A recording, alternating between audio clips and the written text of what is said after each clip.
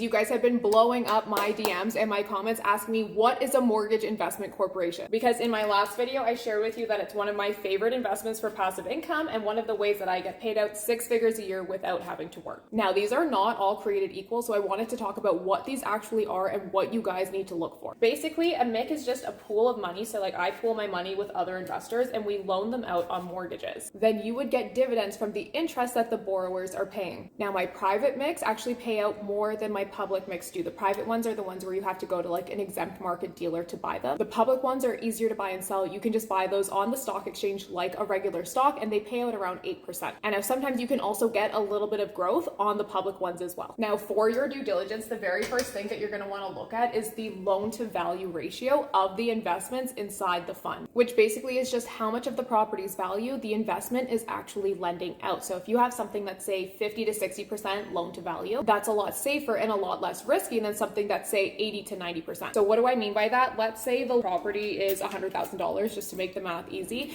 If they loaned out 80 to 90%, that would be $80,000 to $90,000 on this $100,000 property. But if it was 50 to 60%, then they would have only loaned out $50,000 to $60,000. When you have a lower loan to value ratio, it's safer because there's more wiggle room in case the price of the property drops. Another thing that I really like about mortgage investment corporations is like you're not just loaning on one property, so you have diversification, meaning all of your money is not going into funding one property or one loan, and you are depending on John repaying his mortgage so that you can actually make money. For me, I always look to make sure that my MIC is spread across different regions, okay, so that we are not overexposed to one specific real estate market. Now, you also want to look at the mortgage position, okay, and this is who gets paid out first in the event that something goes wrong. When you are investing or basically doing anything in life, I want you to always be thinking about what's the worst case possible scenario and how do I prevent it or how do I protect myself if that actually happens. So if you have like a first mortgage, that means you get paid out first if the house has to be sold to recoup the money to repay the loan. If you have a second or third mortgage, then you would get paid out second or third. And if you're third, there might not be any money left for you. So while third position mortgages can pay more than first because they are inherently riskier, they are riskier. So I look for funds that have primarily first and second mortgages. Now, you'll also want to look at the fund strategy, like who are they loaning to? Why are they loaning to them? Is it residential? Is it commercial? And you want to look at the management track record. Have they been through a major downturn like in 2008 or 2020? How did they react? What did they do? How did the fund perform? Now, even though I love passive income, mortgage investment corporations or real estate investment trusts for that matter should never make up more than 10% of your portfolio. And if you are early on in your investing journey, don't spend those dividends as they get paid out to you. Reinvest them. Turn on something called DRIP, Dividend Reinvestment Program, so your investments can compound and grow for you even faster.